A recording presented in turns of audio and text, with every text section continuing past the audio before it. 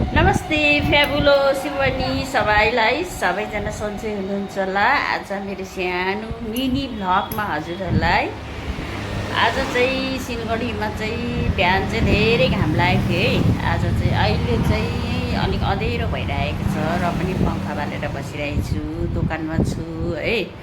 हजुरहरूलाई सानो भिडियो बनाएर हालिदिन्छु, कस्तो लाग्छ लाइक कमेन्ट सेयर सब्सक्राइब पनि गरिदिनुहोस्। दुङदुङे पनि छ, बी पनि छ, निङपुरे छ। हजुरहरू छिटो छिटो आउनुहोस् है। हाम्रो यहाँ चाहिँ बहिनीले चाहिँ यसरी मोमो बेच्नुहुन्छ, मोमो चिया मखर बनाउनु हुँदैछ। सिलगढीको आज चाहिँ यस्तो भइरहेछ नि, हजुरहरूलाई भनिसके कस्तो लाग्छ लाइक कमेन्ट सेयर गरिदिनुहोस्। By love.